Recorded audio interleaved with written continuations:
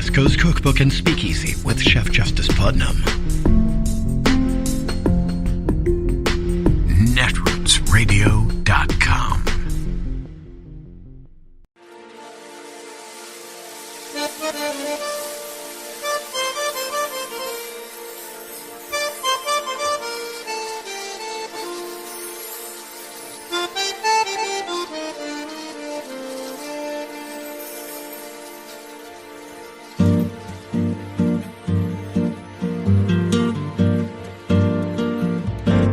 Je voudrais du soleil vert, des dentelles et des théières, des photos de bord de mer, dans mon jardin d'hiver. Je voudrais de la lumière, comme en Nouvelle-Angleterre.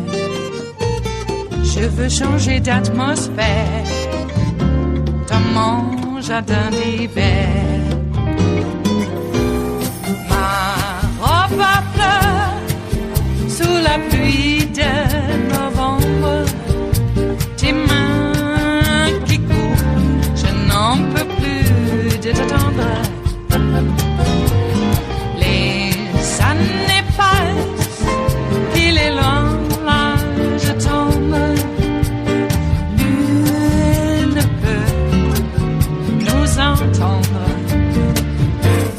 Je voudrais du Fred Astaire, revoir un latte. Today, the same grand jury that Jack Smith used to indict Trump last month met again in D.C. today.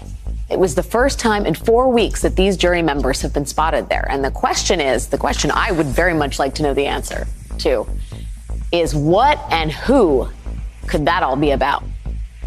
Joining me now to discuss all this is Barbara McQuaid, former U.S. Attorney for the Eastern District of Michigan, and David Aaron, former prosecutor in the DOJ's National Security Division and a former Manhattan Assistant District Attorney. Thank you both for being here. Dave, the special grand jury the grand jury convened for Jack Smith is set to expire on September 15th. Is that a real deadline? What does that indicate to you about the urgency with which the special counsel may be investigating? I think the special counsel can extend that grand jury or ask for it to be extended and won't hesitate to do so if that's what's going to be best for the case. Certainly, I think he's moving with all deliberate speed, perhaps to add additional defendants, perhaps to add additional charges. Yeah, we had some reporting from CNN that I'll quote. Smith is now focusing on how money raised off baseless claims of voter fraud was used to fund attempts to breach voting equipment in several states won by Biden, according to multiple sources. In both interviews, prosecutors have focused their questions on the role of former Trump lawyer Sidney Powell. That suggests a new avenue of investigation, not necessarily sort of tying with a bow the case against the unnamed co-conspirators, right? Is that right? It adds a couple dimensions, one of which is financial, which is really important to add to this case, is to show that there was money involved rather than ideology. And I think it even expands the scope or the notion of who the victims are. The victims are the people who gave the money. Right. And then, of course, there is the question of what was that money used for? And does that tie the fundraising, the alleged fundraising scam to additional criminal activity? So it is an interesting through line. Barb, I think there are a lot of people who wonder, well, what about the unnamed co-conspirators? That's still not complete. We don't have the list of those 6 names. Is your expectation that we're not going to, there are going to be no charging indictments on those folks until after Trump goes to trial on this? I think that seems right, Alex. It seems like the strategy that Jack Smith is using here is to keep everything focused on Donald Trump for now in this case so that he can maximize the likelihood that this case can go to trial before the election. You've got a 5-year statute of limitations, and with these events occurring in 2021, that means they've got till 2026 before they have to complete the investigation and file charges on these others. And frankly, they can wait. The most important thing now is to get a conviction of Donald Trump so that the voters have that information before the election. I'd say the same is likely true with regard to this new avenue investigation that we're just talking about the money and fundraising off of these false claims. That could be charged in a separate indictment. It could be a superseding indictment in this already pending case, in the January 6th case. But it seems to me if Jack Smith's strategy is to get that case to trial as quickly as possible, possible, he'd be better off charging the fundraising allegations in a separate indictment. Is it considered, Barb, untoward or somehow sort of gaming the system to wait to charge those co-conspirators if Smith effectively, essentially already knows what he might charge them with, just in the name of expediting the trial of Donald Trump? It's a very good question, Alex, and the Supreme Court answered that question in the United States versus Lavasco. It's a case I teach in my criminal procedure case, which is why it is at the tip of my tongue. I'm going to TV law school, Barb. I'm learning and I'm taking notes. Proceed, learning please. Very well. And it's perfectly permissible. As long as the case is charged within the statute of limitations, the government can continue to collect evidence. It is not required to charge just as soon as it has probable cause. It can continue to investigate, and the only deadline is the statute of limitations. But having said that, I mean, if you're a defendant, Dave, and you're watching the grand jury reconvene, you know that the axe hangs above your head. Your name is perhaps Rudy Giuliani, and you're out there effectively, making infomercials for MyPillow slippers to raise funds. You have candlelight dinners that are being hosted. If you're Donald Trump, and you're just for a moment, right, if you will, is the reason Donald Trump is the reason he's doing these kind of candlelight dinners and making such an effort to raise money for a person that is a key player in these investigations, if not these actual trials? Could that have to do with some behind-the-scenes wrangling to make sure that Rudy Giuliani stays loyal? I think it's important to watch who gets their defense funded and who doesn't. And that's going to tell you a lot. Everyone always talks about follow the money, and that's as true here as it is anywhere else. Why raise money for him and not for the defense of others, if that is what's going on? So that is your very prosecutorial answer, that perhaps there is something happening there that would suggest Donald Trump has Barb, from your outside assessment here, the notion that Donald Trump doesn't hold a candlelight dinner for just anybody and that he's doing this for Rudy Giuliani, I guess should we draw inferences from that? Well, you can certainly speculate that he is trying to curry favor with Rudy Giuliani, keep him in his good graces. It goes back to some of those things. Remember that we heard statements that they were making to Michael Cohen about, remember, you've got friends in high places. It sounds an awful lot like that. But I think anything short of a very overt example of tampering with a witness is not likely to rise to the level of criminal charges for obstruction of justice. You can see that sometimes if you are trying to persuade a person to testify in a certain way. I think simply holding a fundraiser for him, as rare as it may be, is probably not enough for criminal charges.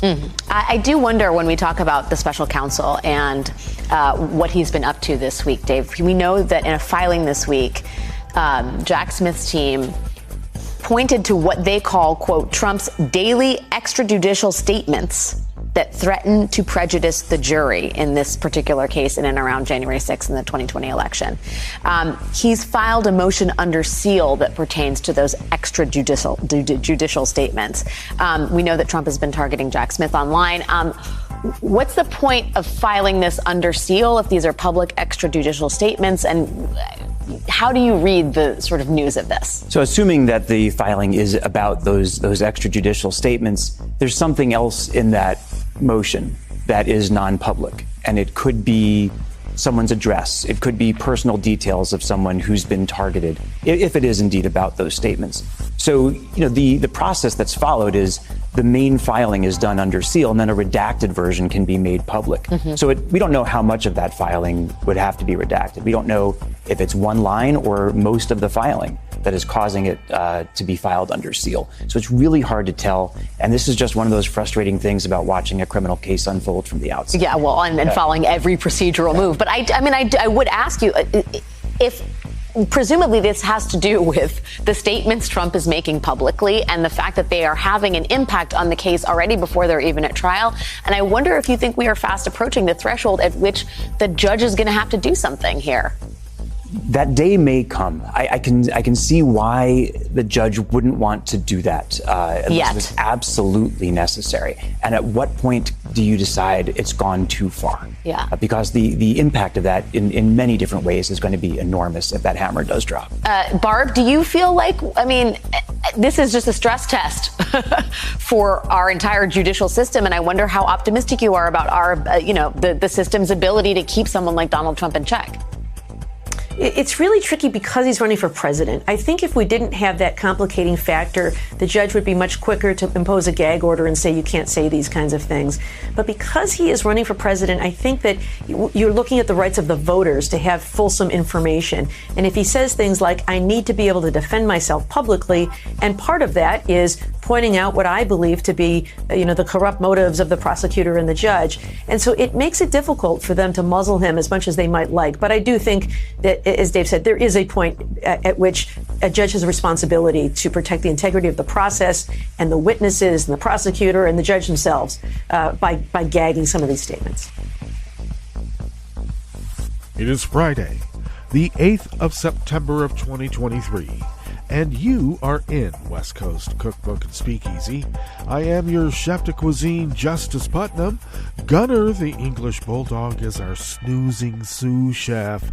Precious, the little Yorkie, is our door girl, and she will be seating you directly for our especially special daily special, Blue Moon Spirits Fridays, because we are all Nighthawks in the diner of life. Yeah, Nighthawks. Yeah. We like to reference Hopper, at least verbal, visual, as some might do. And we do that here. We do. Okay. Also, just as, assurance, it is not only a liquid diet on Fridays. Though the virtual French 77s are virtually mixed and poured for your virtual imbibing pleasure, we have lots of other sustenance, to sort of even out the buzz. We like evened out buzzes, especially in the morning. Once again, I had to put myself in a bubble, and maybe during the break I'll be able to get up to speed about the release of the grand jury report down there in Georgia. So we're, curious. Are we? Is this tainting the jury pool? I hope not. Not any more than what's already been tainted. So we'll see.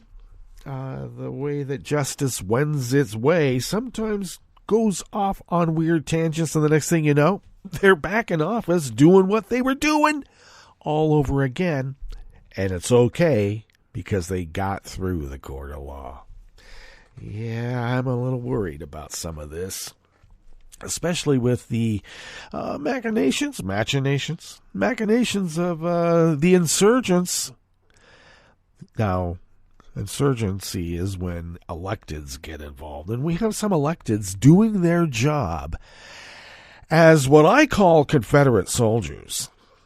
That's really what they seem to be at this point. I like to say MAGA Nazi too, and maybe put it all together, MAGA Nazi Confederate soldiers. And they are actively at war against the United States of America. You got somebody like Jim Jordan saying he's going to get a House investigation into the prosecutorial overreach or misconduct of the special investigator, the special counsel, Jack Smith. Because they want to know what leverage, what did they do to turn this people against the great God, Donald Trump. Probably because he was given a rundown of how many years he's going to go and what's going to happen to Donnie. Yep.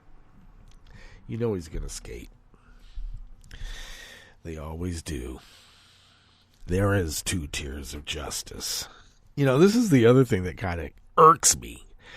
They say there's 2 tiers of justice because apparently Donald Trump and, that class of people are above the law. I mean, it's like Leona Helmsley saying taxes are for little people. I don't bother myself with what little people do. So, simple things like the law means nothing to that class. They're not beholden to being good neighbors. They're not beholden to any national identity. Oh, yeah, they may adopt something about America so that they can, sell a few things. But their idea of America is wholly at odds with what the founders originally intended. Remember when they said no religious tests to be elected? Boy, go out there and express a religion other than the prevailing predominant white Christian nationalist one, and you're going to run into some trouble. Oh, yeah, you might be able to get elected anyway, but you're going to get into some trouble. So we have a class of people who live in the rarefied climes where the law does not apply to them. And when the law is applied to them, then all society must be destroyed. Because if society is evolved or devolved, whatever it is in their minds it is doing, to the point where they have to be held to account, there must be something wrong in Denmark. And I guess Denmark is heaven. Yeah. We want to live in Denmark. It's heaven. If there's something wrong in Denmark, we got to destroy everything. Oh, wow. Petulant children, one would say. They called the hippies the ones that were going to bring down America. Oh, God. I don't know. Maybe it's true. I know a lot of old hippies that grew up to be MAGA Nazi Confederate soldiers. Just because they're in the North doesn't mean they're not Confederate soldiers. Look at Lauren Burbert. Jeez. And then you got George Santos. He wants to walk among those in the rarefied climes where the law does not apply to him. And now the law is. And even the people that know and knew ahead of time what a scofflaw this guy was, they needed that vote on the floor so they could be doing what they're doing right now. We're going to have an impeachment inquiry into the Biden crime family. Unbelievable. Confederate soldiers in elected office are insurgents by definition. Their task is to be at war against the United States of America and destroy it. And then we get to the likes of one Elon Musk. Or is it Elon? Now, I've been saying this morning that he's a war criminal, and I stand by that. I do. Because of his unilateral decision to prevent the Russian Navy from being sunk in the near Sevastopol. He called it a mini Pearl Harbor. Can't have that. It would escalate the war, and he was told by Russians that he was speaking with on the sly that if anything happened like that, there would be nuclear war. Well, a small mind like Elon Musk took that at whatever face value. They know their mark. That's the one thing we need to understand. When dealing with Russia on that level, especially when they're a mob government, they have all of the, the workings of what the KGB was, now it's the FSB. They know their marks. They know how to pull and push and manipulate. And Elon Musk turned off Starlink. And since then, cruise missiles and hypersonic missiles have been flying through the air, killing babies, moms in the street, co-eds going to school. If that's not a war crime, I don't know what is. It's definitely violating the Logan Act. God. Okay. We could go on and on and on, but it is Friday, and are we going to be able to watch football? Is Disney and Spectrum going to fix it? They can't do that to us. Okay, well, didn't get to see Coco Gauff doing her thing. I know people said there's a workaround, but I'm too busy to do the workaround. Okay, I got so much stuff going on these computers already. Then I'm talking about the TV behind me. You know, the one that's plugged into the bundle.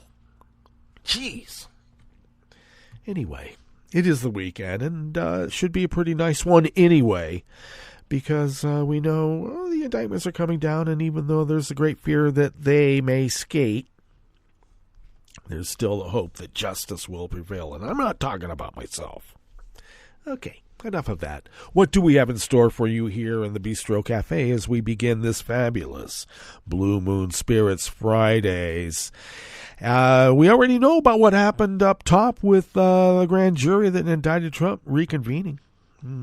Oh, yeah, we're going to hear about that pretty soon, too. Yes, we will. On the rest of the menu, Republicans are freaking out over imaginary COVID mandates. And I'm looking at you, Ron DeSantis. What an idiot. Brett Kavanaugh said he is hopeful the Supreme Court soon will take specific steps to deal with ethics issues at the court, but he's got to drink a six-pack or two, maybe even a case, to mull it over. And California lawmakers approved a new tax for guns and ammunition to pay for school safety improvements. Good for Newsom.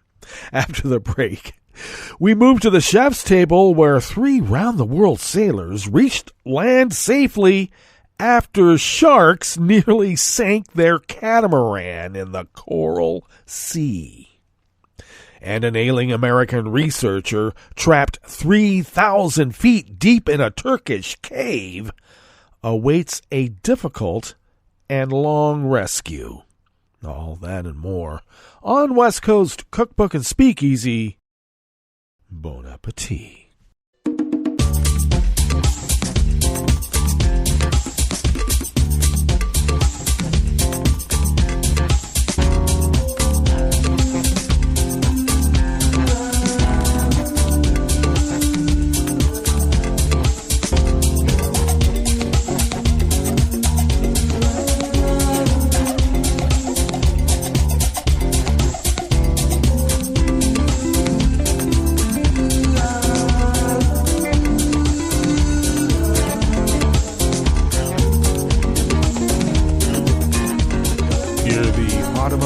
Page at netrootsradio.com. To the right of the page is the chat room link, monitored by Kelly Lincoln. Thank you, Kelly.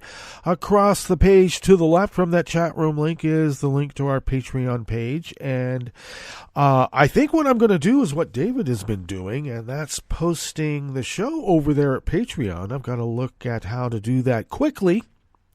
And for those of you who are recurring Patreons of Netroots Radio, who have been sending us, what they might have spent on an espresso type coffee drink once a month.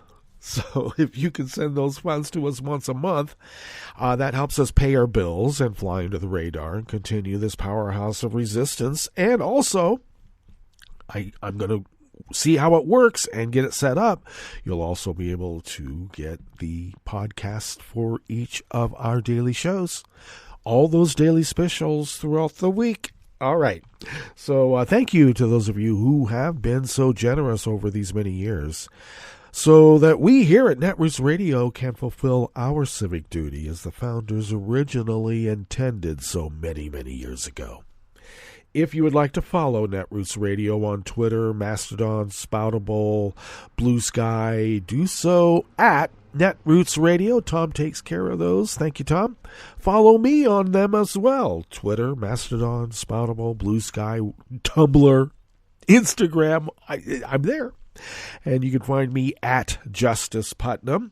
I post the show notes and links diary on Daily Codes 10 minutes before showtime. And that's where you can read the actual articles and see the actual clips and fulfill and round out your news knowledge about the news, and especially the specific articles that we have put out. And that's what we do, because we do that. we do. You can also follow the show on Twitter at Cookbook West, and please pick up those podcasts. And I'll set it up on Patreon, but you can also pick them up on Spreaker, TuneIn, iHeart, YouTube, iTunes, and really wherever podcasts can be found, except for Stitcher, because SiriusXM destroyed Stitcher. Damn them. All right. Got to get into this now. Yes, I did turn around out of the bubble and see that the grand jury report had been released. And as we all know now, a lot more were recommended for indictment. Lindsey Graham. Yeah, but I bet he turned state's evidence. I bet he did. And the others as well. Okay. All right. Decca Muldowney from the Daily Beast brings us this first offering here in the Bistro Cafe of West Coast Cookbook and Speakeasy, Blue Moon Spirits Fridays.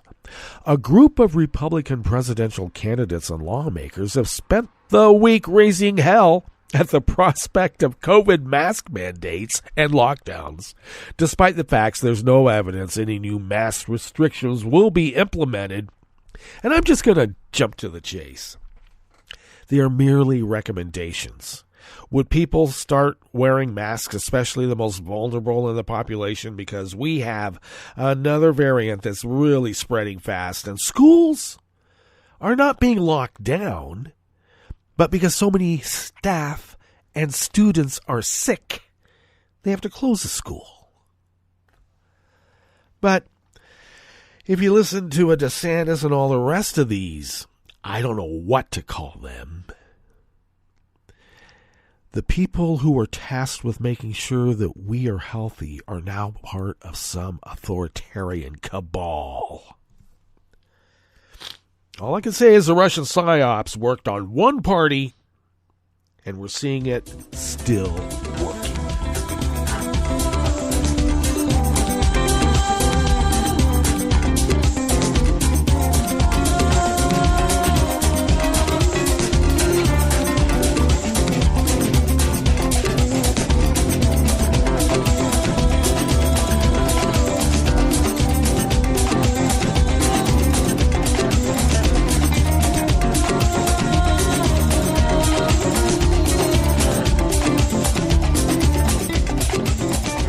Robert Barnes of the Washington Post brings us this next offering here in the Bistro Cafe of West Coast Cookbook and Speakeasy, Blue Moon Spirits Fridays. And this is the perfect time for a little sip of the French 77 as we listen to Justice Brett M. Kavanaugh, who said yesterday, Thursday, that he is hopeful the Supreme Court soon will take specific steps to deal with ethics issues at the court and boost public confidence in the institution. Well, we could do that by getting our, what I call it, civil asset forfeiture of every judicial appointee during Trump because, well, you know, they are the fruits of a crime, aren't they?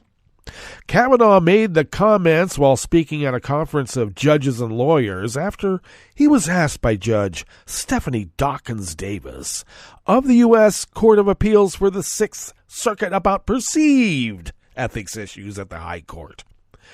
The Chief Justice spoke about that in May and said that we're continuing to work on those issues, and that is accurate. We are continuing to work on those issues. Kavanaugh cried. He didn't really cry, but I like to make him cry. And he was referring to a speech by John Roberts and then continued, I am hopeful that there will be some concrete steps taken soon on that. The High Court has come under increasing pressure on ethics in recent years after a cascade of revelations about political activity by Virginia Ginny Thomas, the wife of Clarence Thomas, he's a justice there, where they went on lavish vacation travels lavish vacation travel by Justices Thomas and Alito that was paid for by Republican benefactors. Yeah, you know, MAGA billionaires. And not reported on annual disclosure forms and property sales by Thomas that were also not disclosed. But Thomas and Alito maintain that the ethics rules do not require disclosure of trips paid for by friends. And experts are divided on the question, but generally agree Thomas should have reported his property sale to Harlan Crow, the billionaire businessman.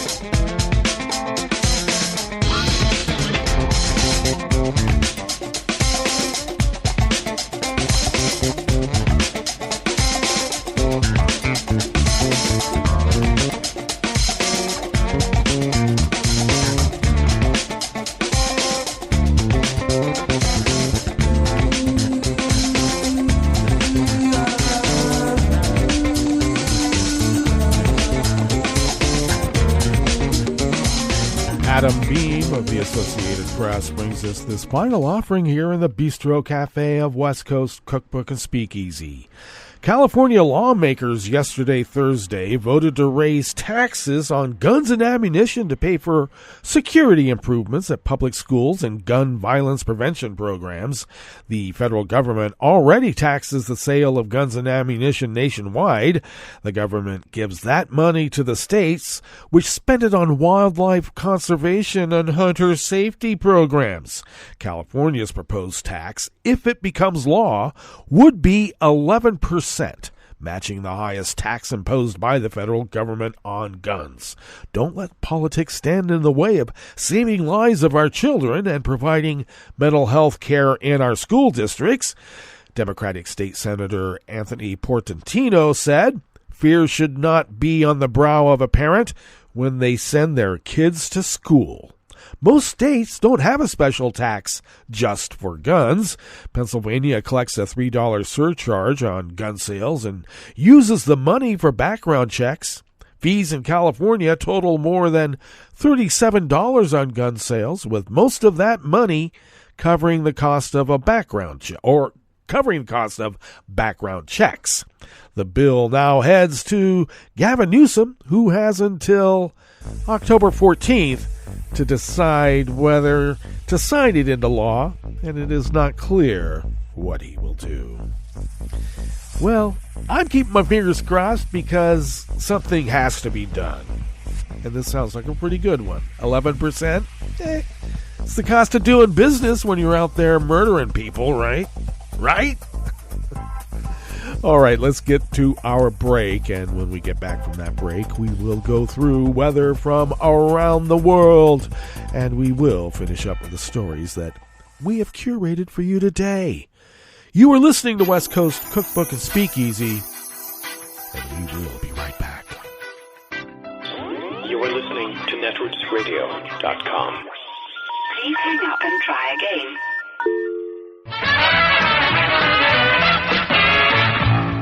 From a point at sea to the circles of your mind, a new force is at work for planetary transformation. New radio for a new Earth.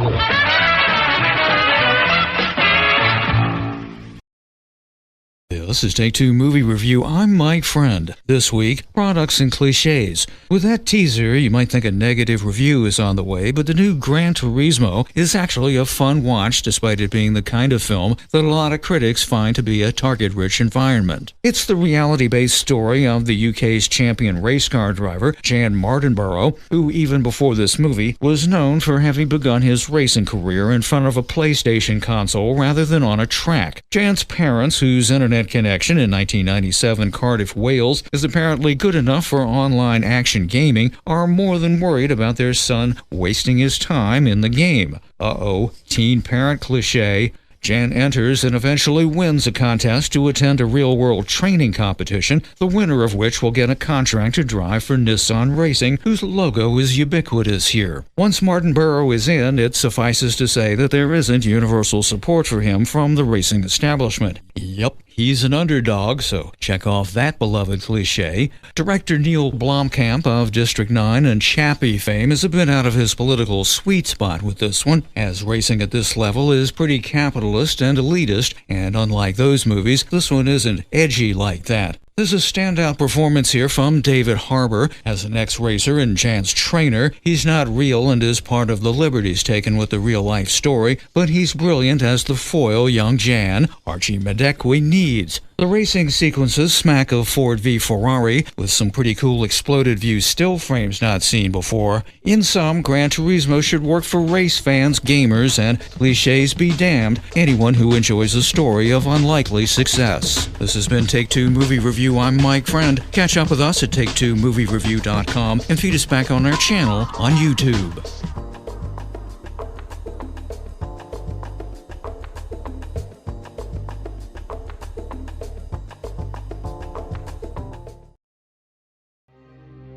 Hi, this is Your Health Quickly, a Scientific American podcast series. We highlight the latest vital health news, discoveries that affect your body and your mind. And we break down the medical research to help you stay healthy. I'm Tanya Lewis. I'm Josh Fishman. We're Scientific American's senior health editors. On today's show, we're talking about ticks and the nasty diseases these little blood-sucking vampires carry with them. One of them even makes you allergic to red meat and dairy. I am terrified of ticks. I like to go hiking in the Hudson Valley, but I always try to wear long pants or use insect repellent, and I check for ticks when I get home. You're really actually sort of like shaking terrified of ticks? Why? Well, I especially worry about deer ticks because they carry Lyme disease, and those ticks are super common here in the Northeast. What about you, Josh? Funny, I actually went to college not that far from Lyme, Connecticut, where that disease got its name, and I wasn't that worried about it then, but now I've got this dog with this dense black fur. Oh, you mean Kayla? Yep, good old Kayla, and it is very hard to see ticks in her fur because they're the same color. I once was brushing Kayla, and I brushed one onto myself, and I didn't see it for hours. Fortunately, it didn't bite me. It was just kind of hanging out, dangling from my leg. I'm glad it didn't bite you, because ticks are more than just a nuisance. They transmit serious and sometimes deadly diseases. Lyme disease, for example, is probably the one we're most familiar with, and it's the most common vector-borne disease in the U.S. Vector-borne means what exactly? Any disease that's spread by insects that bite or suck on our blood, like ticks, mosquitoes, or fleas. Lyme disease is primarily caused by a bacterium called Borrelia burgdorferi, which is transmitted by the bite of the black-legged tick, more commonly known as the deer tick. This often results in that characteristic bullseye rash, as well as flu-like symptoms like fever, headache, fatigue, and sometimes joint pain. Some people experience long-term chronic symptoms too, and those can include extreme fatigue or neurological issues. Yeah, that's pretty awful. We actually know quite a lot about Lyme disease, or at least more than other kinds of diseases spread by ticks. But today I want to talk about a different tick-borne condition, which causes a particularly bizarre problem, an allergy to red meat. It's called alpha-gal syndrome. The tick bite causes an immune response to a sugar called galactose alpha-1,3 galactose. Okay, Tanya, you get the hard science word of the week. I thought you'd like that. The sugar, called alpha-gal for short, is present in most mammals except for humans and a few ape and monkey species. Alpha-gal syndrome is a tick bite associated allergic condition. We think people, after getting a tick bite in the few weeks or maybe a couple of months after, they start having allergic reactions when they consume red meat or other products that contain the alpha-gal sugar. That's Gilbert Kirsch, chief of the rickettsial zoonoses branch at the CDC's Division of Vector-Borne Diseases. How's that for a title? I talked to him a couple weeks ago for a story about alpha-gal syndrome. He co-authored a couple of recent CDC reports about how widespread this condition is and what doctors know about it. I'd never heard about this. A tick bite can make you allergic to hamburgers? Yeah, strange as it may seem.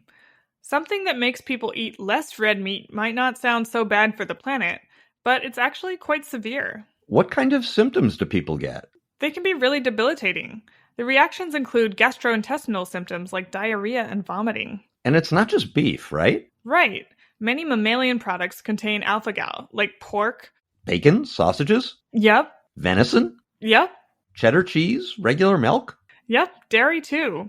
It's even in gelatin. So people with the syndrome could react to Jell-O. And also, and maybe more importantly, pills like gel caps, which are made from gelatin. Yeah, that's the tricky part. It's not like you can just stop eating red meat and you'll be fine. It's actually really hard to avoid all products that contain alpha-gal. The allergy can cause symptoms outside the digestive system too.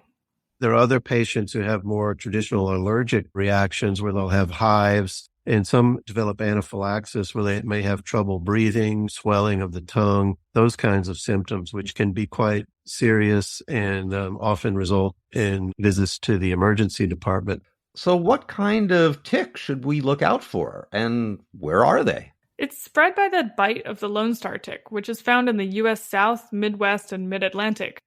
The county with the most positive tests for alpha-gal syndrome is actually Suffolk County on Long Island. So that's close to you New York City people.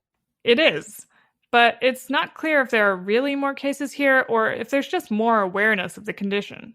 Is there any guesstimate as to how many people actually have this allergy?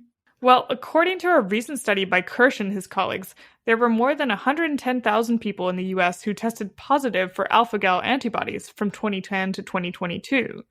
But he thinks the actual number of cases is likely much higher.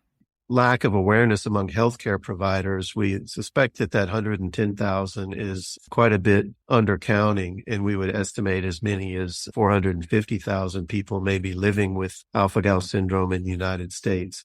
The number of positive tests has been going up year by year. He mentioned lack of awareness. Do doctors really not know about this? Some definitely don't. For a separate study, Kirsch and his colleagues surveyed healthcare providers about their knowledge of alpha-gal syndrome and how to treat it.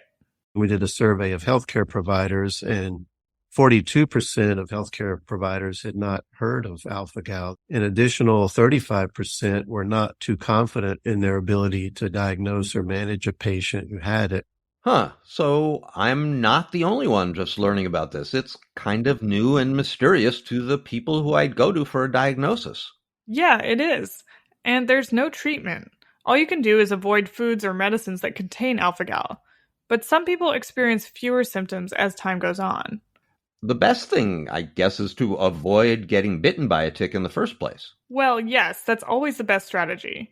So make sure to wear that DEET, and make sure to remove any ticks if you do find them. And if you do get bitten by a tick, the first thing to do is remove the entire tick carefully using tweezers. And if you've had a possible tick bite and experience a rash or unusual symptoms, you should go see your doctor. Definitely. But given how widespread alpha-gal syndrome already is, getting doctors to recognize it is the next step. One of our objectives is to increase awareness about alpha-gal syndrome, both among the public and among healthcare providers, so that this can be recognized and managed appropriately. It is just another reminder that if we ignore tick-borne diseases, our ignorance may come back to bite us. Your Health Quickly is produced by Talika Bose, Jeff Delvisio, Kelso Harper, Corinne Leung, and by us. It's edited by Ella Fetter and Alexa Lim. Our music is composed by Dominic Smith. Our show is part of Scientific American's podcast, Science Quickly. Subscribe wherever you get your podcasts. If you like the show, give us a rating or a review. If you have ideas for topics we should cover, send us an email at yourhealthquickly@siam.com. That's yourhealthquickly@siam.com. I'm Tanya Lewis. And I'm Josh Fishman. We'll be back soon. Thanks for listening.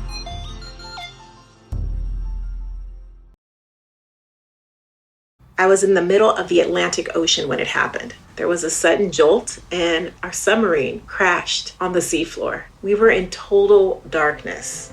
That's Dr. Dejana Figueroa, a marine biologist and STEM teacher, talking about a deep sea dive she'll never forget. It's funny, when I was a kid, I was afraid of the ocean, and there I was, 2 miles below the surface. But as a scientist, you prepare for that. Using our training and a little creativity, we fixed the sub and finished our experiments.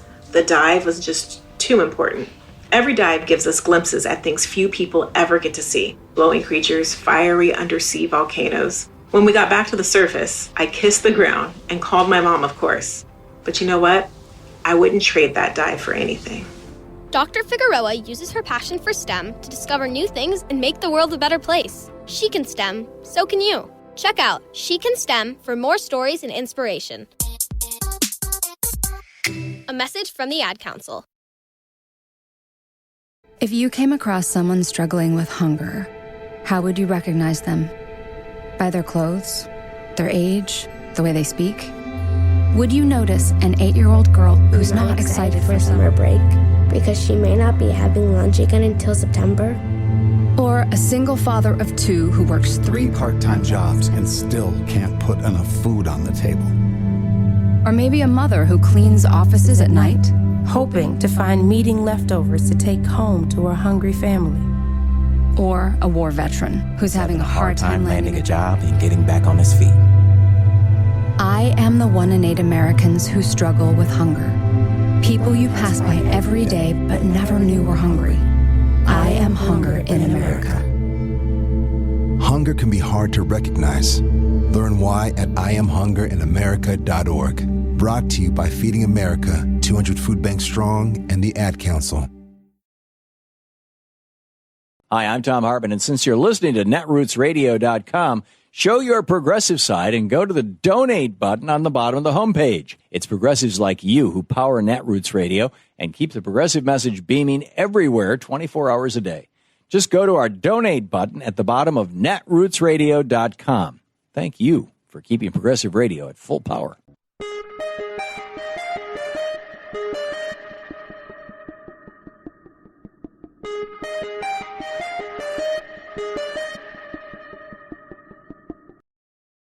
Can you be banned from voting when you're 90 because of a crime you committed when you were 18? I'm Bill Newman, and this is the Civil Liberties Minute. 15 states have a lifetime ban on voting as part of their punishment for various crimes. Note, 35 states don't.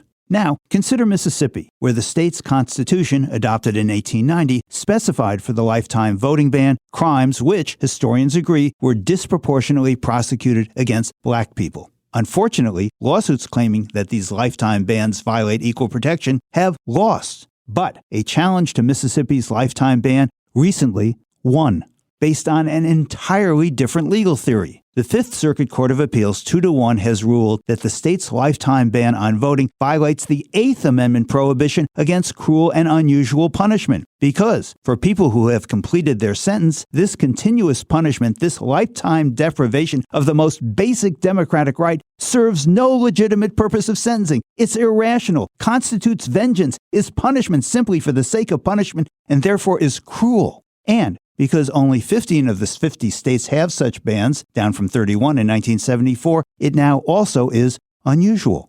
The dissent said the legislature can have a voting ban if it wants one, and the state attorney general has vowed to appeal. So, the case is likely headed to the Supreme Court. The Civil Liberties Minute is made possible by the ACLU, because freedom can't protect itself.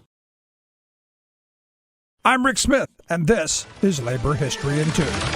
On this day in labor history, the year was 1941. The ravages of World War II had swept across Europe. German troops had invaded Norway in April of 1940. The conditions of the Nazi occupation grew increasingly harsher. The Nazis began rationing milk, an important part of the diet of Norwegian children and workers. The rationing, however, did not apply to the German occupiers. Angered shipyard workers in Oslo walked off the job in protest. Workers from other industries joined them. 20,000 workers from 50 factories and work sites participated in the strike. The Nazi response to the uprising was predictably swift and brutal. 200 labor leaders were arrested and new Nazi chosen leaders put in their places. 27 of the arrested labor leaders and strikers were brought before a court-martial trial. Rolf Wickstrom, a welder and union steward, and Harold Vigo Hanstein, a labor lawyer, were sentenced to death for their involvement in the strike and executed. The remaining 25 strikers were convicted and sentenced to long prison sentences. Ludwig Bulin, a union railway worker, died while serving his prison sentence. So did Harry Vesley, a factory worker. Journalists were fired or arrested. Even groups like the Boy Scouts were banned. Listening to foreign broadcasts on the radio were expressly forbidden. Then radios were confiscated. In Sweden, trade unionists issued this statement in support of their fellow Scandinavian workers. They wrote, quote, "Norwegian trade unionists have fallen in the battle for Norway's freedoms and for the right of the Norwegian working class to decide for itself its own actions with the limits of Norwegian law. We honor their memory." In 1948, a memorial was placed to honor the deaths of Wickstrom and Hanstein and the workers who stood up for their country. Like what you hear? Check out more at laborhistoryin2.com.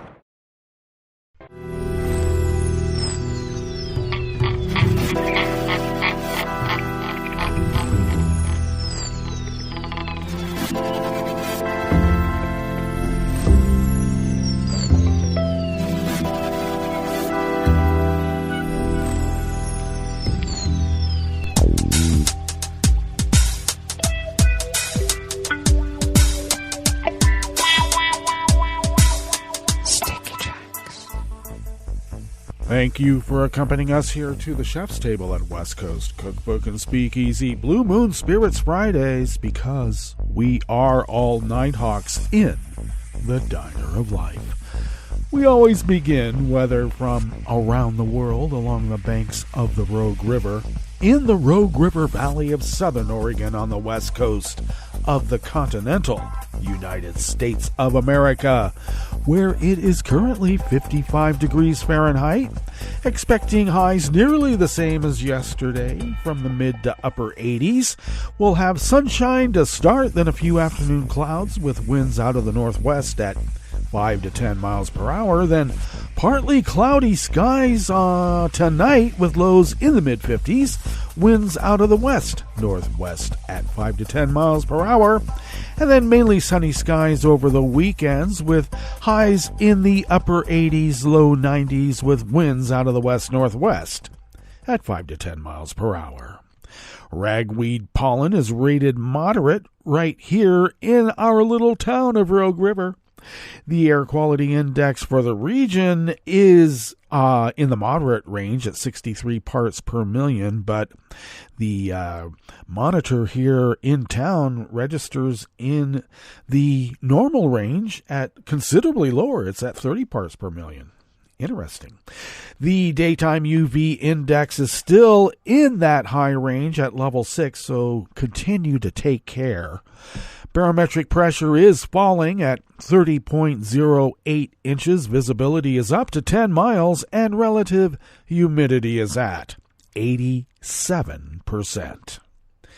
Weather from around the world is brought to you by a crowd of crowdsourced weather stations that a crowd crowdsources from around the world, and that is the Weather Underground. London is 86 degrees and cloudy. Paris is 93 and sunny with a heat advisory. Rome is 86 degrees and sunny. Kabul is 72 and clear. Kyiv is 73 degrees and sunny. Hong Kong is 78 and mostly cloudy. Tokyo is 71 degrees and cloudy. Melbourne, Victoria, Australia is 45 degrees and fair. San Francisco, California is 58 degrees and partly cloudy. Chicago, Illinois is 64 with rain and also a beach advisory with waves on the lake topping 6 to 8 feet. So don't be going out on jetties. And New York, New York is 82 degrees Fahrenheit and fair. And that is weather from around the world, brought to you by a crowd of crowdsourced weather stations that a crowd crowdsources from around the world.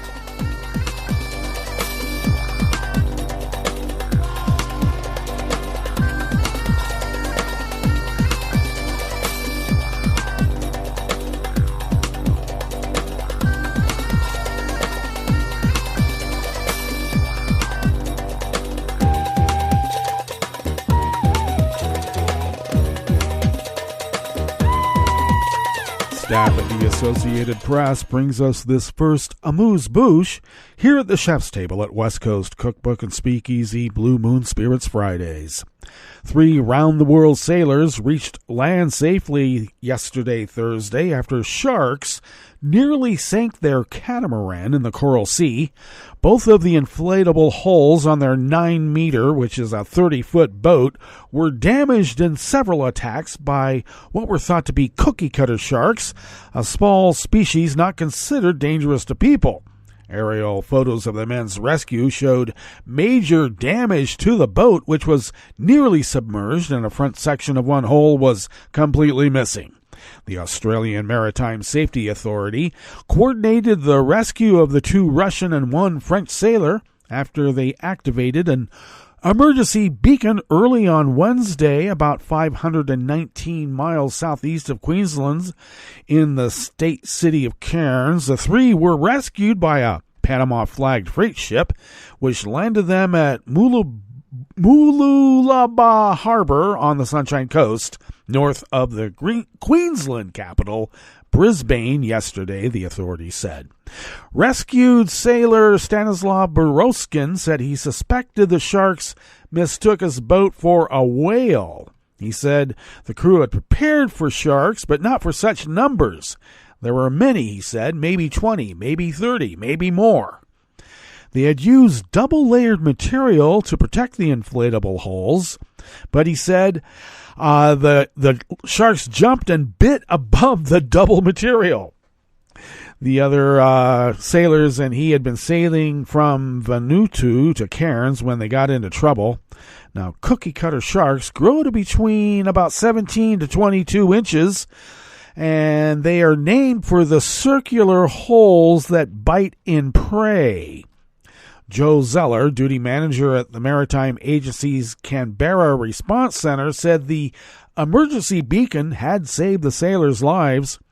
The emergency beacon absolutely saved their life, he said. It enabled the Rescue Coordination Center to identify the precise location and tailor the most appropriate and quickest response to rescue them.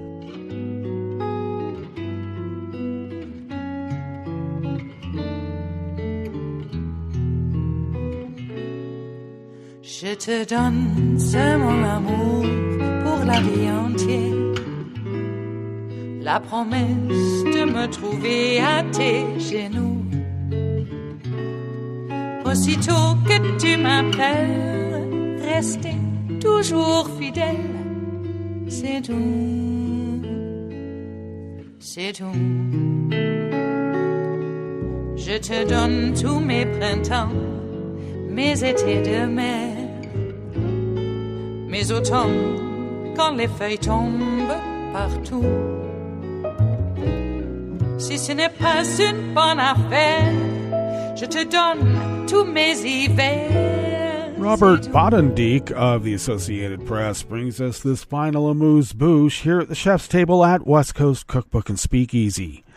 Rescuers from across Europe rushed to a cave in Turkey yesterday, Thursday, launching an operation to save an American researcher who became trapped almost 3,000 feet below the cave's entrance after suffering stomach bleeding. Experienced caver Mark Dickey, age 40, suddenly became ill during an expedition with a handful of others, including 3 other Americans, in the Morka Cave in southern Turkey's Taurus Mountains, the European Association of Cave Rescuers said. While rescuers, including a Hungarian doctor, have reached and treated Dickey, it could be days and possibly weeks before they are able to get him out of the cave, which is too narrow in places for a stretcher to pass through. In a video message from inside the cave and made available yesterday by Turkey's Communications Directorate, Dickey thanked the caving community and the Turkish government for their efforts.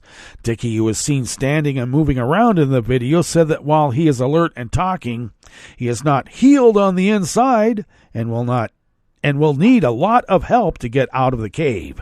Doctors will decide whether he will need to leave the cave on a stretcher or if he can leave under his own power.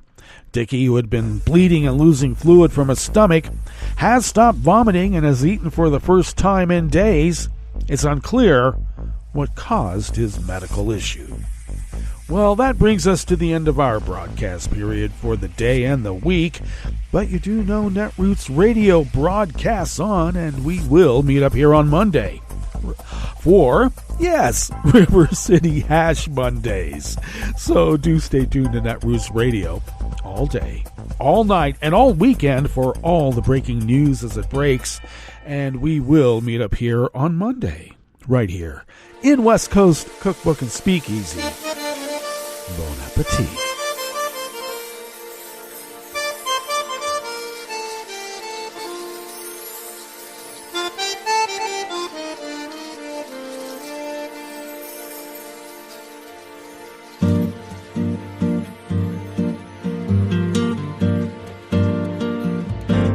Je voudrais du soleil vert, des dentelles et des théères, des photos de bord de mer, dans mon jardin d'hiver. Je voudrais de la lumière, comme en Nouvelle-Angleterre. Je veux changer d'atmosphère, dans mon jardin d'hiver. À fleurs sous la pluie de novembre, tes mains qui courent, je n'en peux plus de t'attendre. Les années passent, qu'il est loin, là je tombe. Nul ne peut nous entendre. Je voudrais du Fred Astaire, revoir un latte Goël. Je voudrais toujours te plaire dans mon jardin d'hiver. Je veux déjeuner par terre, comme au long de golfe clair, t'embrasser les yeux ouverts dans mon jardin d'hiver.